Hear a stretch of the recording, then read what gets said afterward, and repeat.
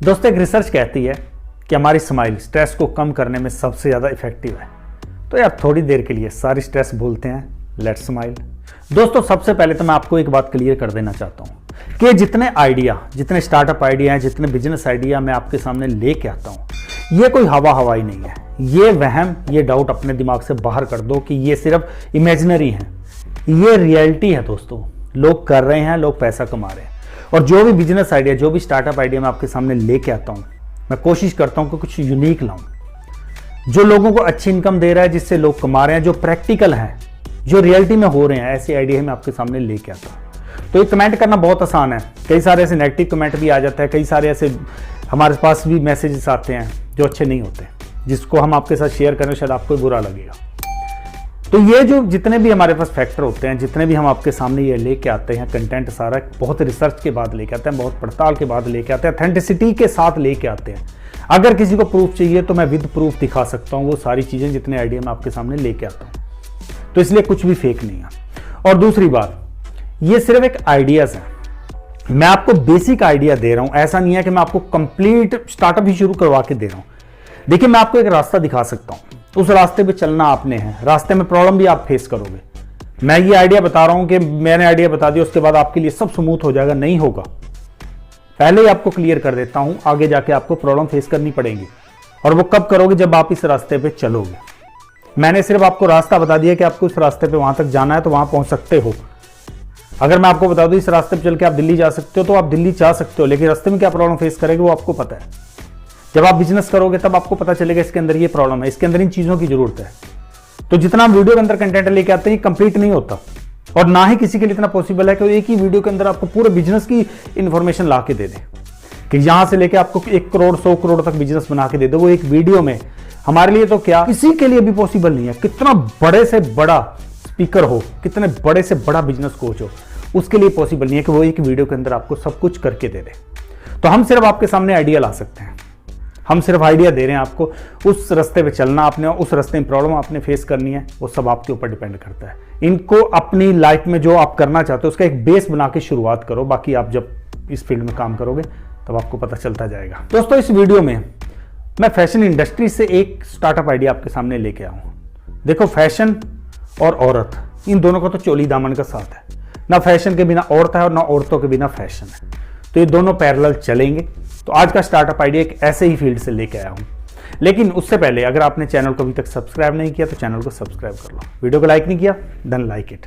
Smile नहीं किया, सबसे पहले स्माइल।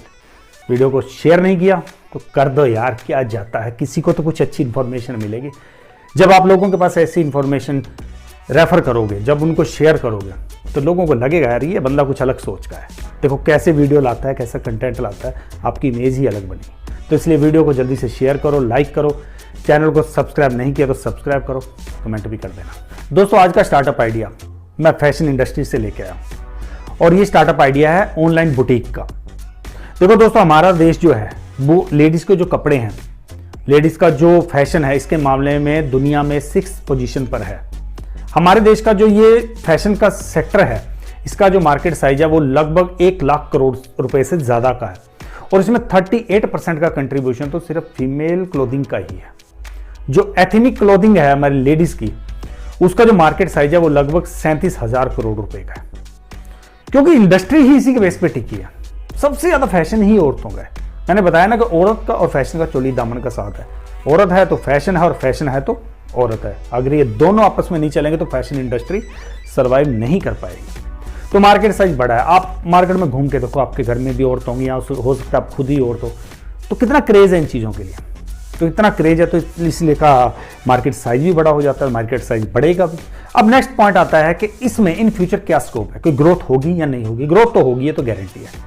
इसके बारे में आप बिल्कुल बेफिक्र हो जाइए कि इन फ्यूचर इसमें ग्रोथ नहीं होगी, ऐसा नहीं है। आप उठा के देखो, पहले क्या फैशन था और आज क्या फैशन है। पहले फैशन के ऊपर कुछ 100 रुपए लगते थे, आज हजारों रुपए, लाखों रुपए खर्च हो गए। तो मार्केट बढ़ रही है। 2025 तक इसका $39 बिलियन तक का साइज जाने की पूरी पॉसिबिलिटी है। 1,40,000 45,000 करोड़ तो इजिली जाएगा, क्योंकि 5% की एनुअल ग्रोथ एक्सपेक्ट की जा रही है। और जो फीमेल एथनिक क्लोथिंग है, इसमें 6% की एनुअल ग्रोथ तो पक्की मानी जा रही है, यानी ये भी लगभग 62-63 हजार करोड़ तक जाएगी। 12% का एनुअल इंक्रीज होल मार्केट में एक्सपेक्ट किया जा रहा है। तो इन फ्यूचर तो ये मार्केट बढ़ेगी। आप इन सारे फिगर्स को, इन सारा जितना फैक्ट है, इन सबको एक साइड रख दीजिए। अब मार्केट के अंदर रियलिटी देखिए, पहले क्या था, आज क्या है। पहले कपड़े की छोटी छोटी दुकानें होती थी, आज बड़े बड़े मॉल हो गए, लाखों रुपए तक का कपड़ा बिक रहा है। पहले छोटी छोटी दुकानें होती थी, जो लेडीज थी वो घरों के अंदर कपड़े सिल के काम करती थी, आज बड़े बड़े बुटीक बन गए। तो ये क्यों बने? क्योंकि इस मार्केट के अंदर यहाँ से यहाँ तक का ग्रोथ आ चुका है और आगे भी ग्रोथ जाएगा। तो इस मामले में आप बेफिक्र हो जाइए कि इसमें ग्रोथ नहीं होगी, इसमें ग्रोथ इन फ्यूचर पक्की है। वो बिजनेस ही क्या जिसके थ्रू कस्टमर की कोई प्रॉब्लम सॉल्व हो रही हो, जितनी प्रॉब्लम सॉल्व होगी उतना बिजनेस ग्रो करेगा। और इस फील्ड में क्या क्या प्रॉब्लम आती हैं, ये आई थिंक आप सब ने फेस कभी ना कभी किया होगा। सबसे पहली प्रॉब्लम क्या आती है कि जब हम किसी बुटीक वाले को कपड़े देते हैं स्टिचिंग के लिए, तो फिर कपड़े वापस लेना महाभारत के बराबर हो जाता है। क्योंकि एक बार उसको कपड़े दे दिए, फिर वो कपड़े वापस लेने के लिए, वो रेडी कपड़े लेने के लिए कई दिनों तक उसके पास चक्कर लगाने पड़ते हैं। कई बार तो ऐसा होता है, हमने किसी पर्टिकुलर फंक्शन के लिए कोई कपड़ा सिलवाना होता है, हम दे आते हैं उसको, लेकिन जब वापस लेने जाते हैं तब तक वो फंक्शन भी निकल जाता है और वो कपड़े हमें नहीं मिलते। उसके बाद दूसरी बात आती है कि रेट वेरी करते हैं हर बुटीक से, हर कपड़ा जो सिलती है उनसे, हर किसी के रेट अलग है। किसी एक के पास जाओ, वही 200 रुपये ले, कोई 400 लेता है, कोई 500 लेता है, लगभग सेम क्वालिटी हो जाती है। तो हर किसी के रेट अलग है, वो मुश्किल हो जाता है ढूंढना कि भाई कौन सा ऐसा होगा जिसके पास हमें कम रेट मिलेगा। उसके बाद कई बार ऐसा होता है कि हम किसी एक उम्मीद के साथ बहुत खुशी से, या किसी ने हमें कोई कपड़ा गिफ्ट किया होता है, खासकर लेडीज़ के मामले में बात कर रहा हूँ कि किसी ने कोई उनको ड्रेस गिफ्ट किया, तो दिया तो किसी ने बहुत ही प्यार से होता है और हम भी चाहते हैं कि उसको इतने प्यार से संभाल के रखे, उसको सिलवाएं पहने, लेकिन हम किसी बुटीक वाले को दे देते हैं, फिर वो उसको या तो ख़राब कर दे या कहीं मिसप्लेस कर देते हैं, जिसके बाद हमारे ऊपर क्या गुजरती है, या वो देने वाले के ऊपर जिसने हमें वो गिफ्ट किया होता है उसके ऊपर क्या गुजरती है। हम उनको कपड़ा देते हैं, वो ऐसा सिल देते हैं कि हम उसको पहन ही नहीं पाते, ना रख पाते हैं, ना उसको फेंक पाते हैं, वो यूज़लेस हो जाता है। कई बार तो ऐसा होता है हम किसी को कपड़ा देखा है, वो कपड़ा ही गुम कर देते हैं। आपने इतनी उम्मीदों से इतने पैसे खर्च करके या किसी की फीलिंग्स से आपको वो गिफ्ट में मिला है और वो गुम कर देते हैं। तो ये कई सारी प्रॉब्लम इसमें आ जाती हैं। मेन प्रॉब्लम तो होती है कि हमें कपड़े वापस लेने के लिए बहुत ही धक्के खाने पड़ते हैं, रेट जो उनके सबके अलग अलग हो जाते हैं। उसके बाद हमारा कपड़ा भी खराब होने के चांसेस ज़्यादा हो जाते हैं, क्योंकि स्टैंडर्ड नहीं है कोई, हर किसी का वेरी करता है अपने हिसाब से। हर किसी का ऐसा नहीं है कि कोई एक स्टैंडर्ड प्रोसीजर सेट कर रखा हो, स्टैंडर्ड पैरामीटर सेट कर रखे हो जिसके अकॉर्डिंग लोग कपड़े सिले जाएंगे, ऐसा नहीं हो पाता। तो ये एक प्रॉब्लम कुछ इस फील्ड के अंदर हमें फेस करनी पड़ती है। अब बात आती है स्टार्टअप आइडिया की, कि इस फील्ड के अंदर चलो कुछ प्रॉब्लम तो हमें पता चल गई, उनको सॉल्व कैसे करना, उनको सॉल्व करना है हमने अपने स्टार्टअप आइडिया के थ्रू। इस स्टार्टअप आइडिया का नाम है स्टिचिंग ऑन कॉल, यानी सिर्फ एक कॉल करेगा कोई हमारा रैप, जिसको हम ट्रेन करेंगे। मैं ये नहीं कह रहा हूँ कि आप एकदम पूरे इंडिया में शुरू कर दो इसको, फिलहाल कुछ एक सिटीज से पकड़ो, आप कुछ एक अपने रैप ट्रेन करो, एक पैरामीटर सेट करो अपने पूरे प्रोसीजर का, कि कैसे उस कपड़े का नाप लेना है, कैसे उस कपड़े की स्टिचिंग करनी है, कैसे डिलीवरी करनी है, क्या चार्जेस होंगे, पूरा पैरामीटर सेट कर लो। उसके बाद किसी एक ऐसे पर्टिकुलर रैप को ट्रेन किया जाए कि अगर किसी को कपड़ा सिलवाना है, सबसे बड़ी प्रॉब्लम क्या आती है, बुटीक तक कपड़े पहुंचाना और फिर उन कपड़ों को वापस लेने के लिए स्ट्रगल करना। तो इसको सॉल्व करना है हमने, सबसे बड़ी प्रॉब्लम यही है इस फील्ड के अंदर। तो इसका सोल्यूशन ये है कि हमें कोई कॉल करे हमारी बुटीक पे, जो भी हमारा स्टिचिंग ऑनलाइन बिजनेस है इस पे हमें कॉल करेगा। हमने एक रैप ट्रेन किया होगा जो नाप लेने के लिए, डिलीवरी के लिए एक्सपर्ट होगा। तो वो क्या करेगा, उस दिए हुए पते पर जाएगा, वहाँ पे जो भी नाप लेना होगा वो नाप लेगा, वहीं से कपड़ा उठा के लाएगा, कपड़े को सिला जाएगा, जो ड्यू डेट दी होगी उस ड्यू डेट से, ड्यू टाइम से 1 घंटा 2 घंटा पहले कस्टमर के घर पे वो पहुंचा दिया जाएगा। उसको ट्राई करने के लिए दिया जाएगा, अगर कुछ भी उसमें अल्टरनेशन होती है तो उसी वक्त बताया जाएगा, फिर वापस ला के उसको अल्टर करके उसी वक्त वापस पहुंचा दिया जाएगा। ट्रस्ट जीतना है हमें कस्टमर का। और ट्रस्ट कैसे जीतेंगे, जितना हम ये कस्टमर तक पहुंचाएंगे टाइम पे। तो कस्टमर को क्या चाहिए, उसको तो कम से कम प्रॉब्लम फेस करनी है ना। ऐसा तो नहीं है कि वो धक्के खाता रहे कपड़े लेने के लिए, उसने सिर्फ एक कॉल करनी है, वहीं से उसका नाप लिया जाएगा, वहीं से कपड़े उठाएंगे, सिल के उसके घर में वापस पहुंचा दिए जाएंगे without any delay, without any much problem.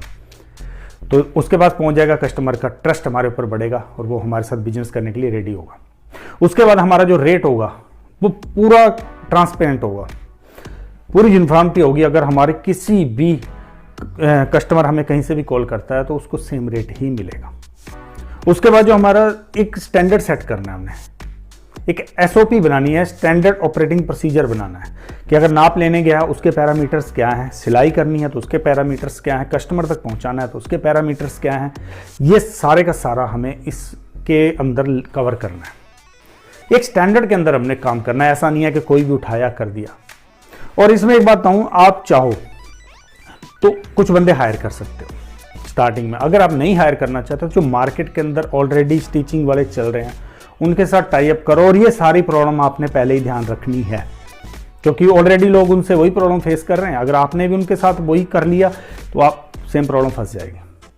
तो आपने क्या करना है, जिस भी बुटीक के साथ आप कॉन्ट्रैक्ट करते हो रिटर्न में कॉन्ट्रैक्ट करना और उसको अपने पैरामीटर सारे आपने बता देने कि ये हमारे बिजनेस के, हमारी कंपनी के पैरामीटर्स हैं, आपको इसके अकॉर्डिंगली काम करना है। अगर आप काम नहीं करते तो आप लीगल एक्शन के लिए लायबल होंगे। सारा आपने उसके अंदर कवर करना। तो इस फील्ड के अंदर स्टिचिंग का जो काम है, कस्टमर के घर से कपड़े और नाप लेके आने से सिल के कपड़े वापस उसके घर तक देने तक का हमारा स्टार्टअप का काम है। एक रेट में यूनिफॉर्मिटी होगी, एक स्टैंडर्ड प्रोसीजर होगा, उसी प्रोसीजर पे हमने चल के काम करना है। इस बिजनेस को शुरू करने के लिए, स्टार्टअप को शुरू करने के लिए कम से कम कितनी इन्वेस्टमेंट की जरूरत पड़ जाएगी, चलिए आप ही बताइए। चलो थोड़ा मैं बता देता हूँ। देखो, सबसे पहले तो आपको एक डेडिकेटेड नंबर चाहिए। या तो आप खुद का एक अलग से नंबर ले सकते हो या फिर आप किसी कॉल सेंटर की सर्विस हायर कर सकते हो। कॉल सेंटर की सर्विस हायर करोगे तो 3,000 से 30,000 रुपये का खर्चा ईजिली है। अगर आप खुद का नंबर चलाते हो तो फिर आपके पास टाइम होना चाहिए उस नंबर को ऑल द टाइम रेडी रखने के लिए, जब भी ज़रूरत हो तब आप उस कॉल को सुन सको। उसके बाद अगर आप स्टिचिंग के लिए खुद की स्टिचिंग यूनिट लगाते हो तो अगर मैं मान के चलूँ तो आपको कम से कम 10 मशीनों से भी शुरुआत करनी है स्टिचिंग के लिए, तो 5,000 से 50,000 तक की मशीन आपको मार्केट के अंदर मिल जाएगी। वो तो जैसी क्वालिटी चाहिए वैसी फिर आपको मशीन मिलेगी। उसके बाद फिर उस मशीन को ऑपरेट करने के लिए भी आपको किसी न किसी को हायर करना पड़ेगा, जो कम से कम भी 15 से 25,000 40,000 के बीच में आपको मिलेगा। और उसके बाद फिर आपको एक शेल्टर चाहिए, बिजली, पानी, टॉयलेट सब कुछ आपको वहाँ प्रोवाइड करवाना पड़ेगा। तो इसमें बजट आपका थोड़ा बढ़ जाएगा। लेकिन अगर आप कम बजट से शुरुआत करना चाहते हो तो फिर मैंने आपको पहले ही बताया कि जो मार्केट के अंदर अवेलेबल हैं ट्रायल लोन से, वहाँ से आप एक ट्रायल लेके देखो क्या रिस्पॉन्स आता है। तो मार्केट के अंदर जो ऑलरेडी लोग बैठे हैं उन्हीं से फिलहाल रेडी करा के आप पहुँचाओ। आपका काम सिर्फ क्या होगा, मिडल मैन का स्टार्टिंग में आपको काम लेके चलना पड़ेगा। कस्टमर से उठाया और वहाँ तक पहुँचाया और ड्यू डेट को वहाँ से उठाया वहाँ पहुँचा देना। फिर आपको बीच में स्ट्रेस लेनी पड़ेगी कि अगर आपने कस्टमर से उठाया, कस्टमर ने आपको 1 तारीख को दिया और उसने बोला कि आपको 10 तारीख को चाहिए, तो फिर 1 से 10 के बीच में आपको उस बुटीक वाले के पीछे पड़ना पड़ेगा कि 10 से पहले वो रेडी करे। वो कम से कम 8 तारीख को रेडी करके रखे ताकि आप 9 तारीख को उसके घर में पहुंचा सको कस्टमर के। और इसके अलावा अगर आप डॉक्यूमेंटेशन वगैरह करते हो कंपनी का 10,000 to 15,000 ईजिली आ जाएगा। मोबाइल ऐप बनाते हो तो वही मैंने आपको जो पिछले स्टार्टअप आइडिया बताता रहा हूँ कि 50,000 से 2 लाख रुपए आपको ईजिली खर्च करने पड़ सकते हैं। फिर फीचर के ऊपर बात आती है। अब बात उस पॉइंट की आती है जिसके बिना बिजनेस ही नहीं है। बिजनेस, हर बिजनेस को इसकी ज़रूरत है और यह है रेवेन्यू। रेवेन्यू आएगा कहाँ से?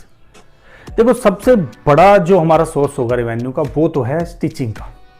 कपड़े सिलेंगे तो कमीशन आएगा, तो जो भी चार्जेस आएंगे हमारे पास, सबसे बड़ा यही एक हमारे पास रह जाता है जो अर्निंग का, जो रेवेन्यू का सोर्स है। और उसके बाद आप चाहो तो इन फ्यूचर सपोज अगर किसी ने पिंक कलर का कपड़ा सिलवाया है तो फिर उससे मैचिंग करते हुए आपको एसेसरीज प्रोवाइड करवा सकते हो। जैसे किसी को बेल्ट चाहिए, किसी को इयरिंग चाहिए, ज्वेलरी चाहिए, मतलब अदर जो एसेसरीज हैं वो आप उसके साथ बेचना शुरू कर सकते हो।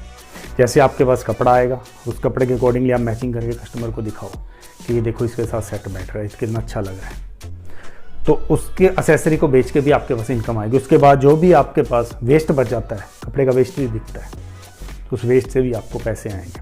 आप इन फ्यूचर खुद के प्रोडक्ट बना के अपना जो मोबाइल ऐप होगा या अदर प्लेटफॉर्म है वहाँ पे बना सकते हो। दोस्तों, स्टिचिंग के अंदर जितना भी कपड़ा बचता है वेस्ट नहीं जाता, उसका भी यूज़ हो जाता है। तो अगर आपके पास अच्छे कपड़े बचेंगे आप उसी से एक अच्छा डिज़ाइन बना के मार्केट के अंदर निकाल सकते हो, खुद की ब्रांड बना सकते हो।